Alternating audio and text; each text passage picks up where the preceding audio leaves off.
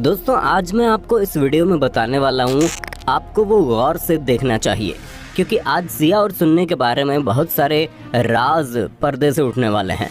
तो इस वीडियो को अंत तक देखना क्योंकि कोई जानकारी आपसे मिस ना हो जाए। इस्लाम पूरी दुनिया का दूसरा सबसे बड़ा धर्म है और जो आज से लगभग 1400 साल पहले अस्तित्व में आया था।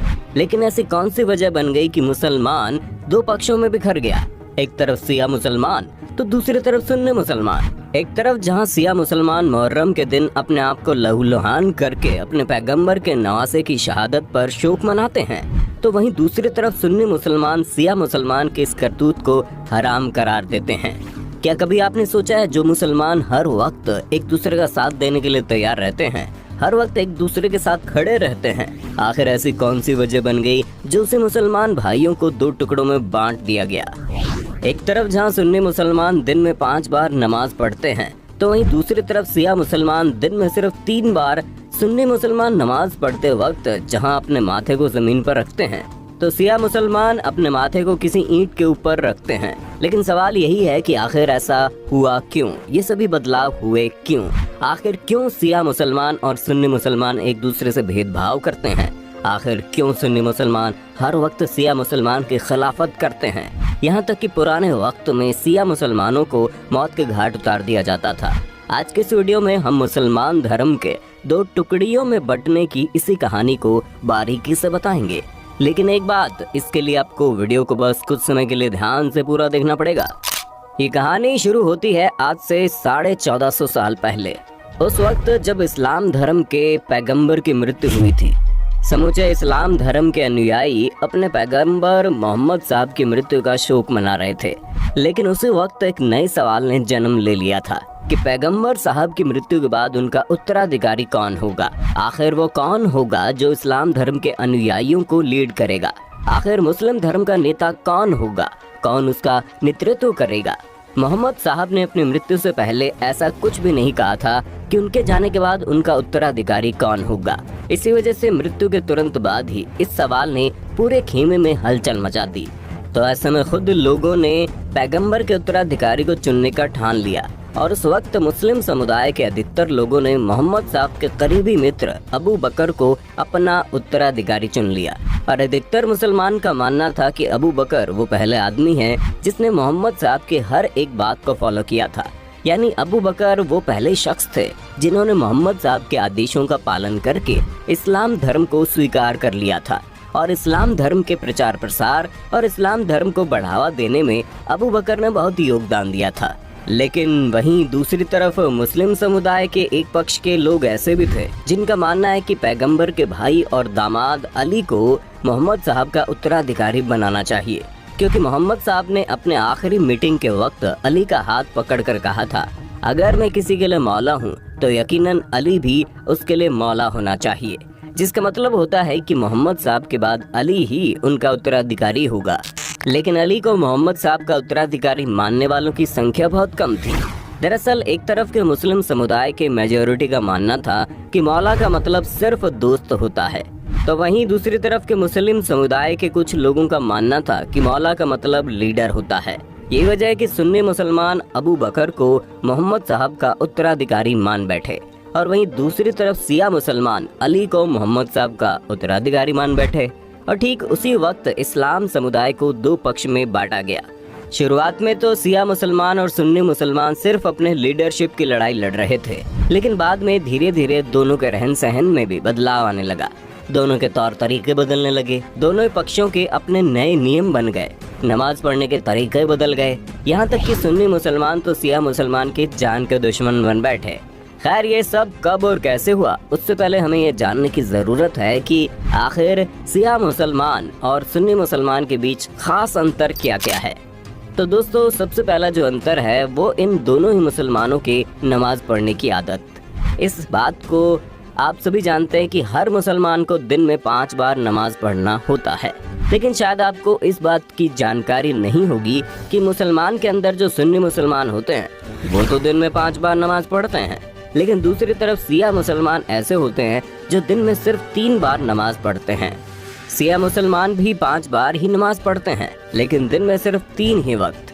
सिया मुसलमान एक ही बार में एक से अधिक नमाज पढ़कर दिन के 3 वक्त में ही 5 नमाज को पूरा कर लेते हैं। एक तरफ जहां सुन्नी मुसलमान नमाज पढ़ते वक्त अपने माथे को जमीन पर रखते हैं, तो वहीं दूसरी तरफ सिया मुसलमान नमाज पढ़ते वक्त अपने माथे को खास तरह से बने हुए मिट्टी के ईंट के ऊपर रखते हैं। नमाज पढ़ते वक्त सुन्नी मुसलमान जब खड़े होते हैं तो अपने हाथों को एक दूसरे से क्रॉस करके खड़े होते हैं, लेकिन वहीं दूसरी तरफ सिया मुसलमान जब नमाज पढ़ते वक्त खड़े होते हैं तो वो अपने हाथों को बिल्कुल सीधा रखते हैं। एक तरफ जहां सुन्नी मुसलमान इस बात पर यकीन करते हैं कि अल्लाह के अलावा किसी के भी सामने नहीं झुकना है, यही वजह है कि सुन्नी मुसलमान किसी के भी कब्र के आगे नमाज नहीं पढ़ते, लेकिन वहीं दूसरी तरफ सिया मुसलमान कब्र पर नमाज पढ़ते हैं। उनका मानना है कि अगर वो किसी के कब्र पर नमाज पढ़ते हुए दुआएं करता है तो उसकी दुआ अल्लाह तक पहुंच जाती है। और अब आता है इन दोनों मुस्लिम पक्षों के बीच एक ऐसे अंतर की बात जो सिया मुसलमान के जान पर भी भारी पड़ जाता है, और वो है तकैया। इस्लाम धर्म में इस शब्द का मतलब होता है कि अगर आपके ऊपर कभी आपके धर्म की वजह से जान का खतरा आ जाता है तो ऐसी स्थिति में आप अपने धर्म को छुपा सकते हैं। मानकर चलिए आप किसी ऐसे देश में चले गए या फिर कुछ ऐसे लोगों के बीच चले गए जहां पर इस्लाम धर्म के लोगों को मार दिया जाता है, तो ऐसी स्थिति में तकैया आपको इस बात का आदेश देता है कि आप अपने धर्म को छुपाकर अपनी जान को बचा सकते हैं। तकैया एक मुस्लिम को इस बात का भी आदेश देता है कि मानकर चलिए किसी ने आपके सामने सूअर का मीट और शराब रख दिया है और उसका कहना है कि अगर आपने इन दोनों का सेवन नहीं किया तो आपकी जान ले ली जाएगी, तो ऐसी स्थिति में आप अपनी जान को बचाने के लिए उन दोनों ही चीजों का सेवन भी कर सकते हैं।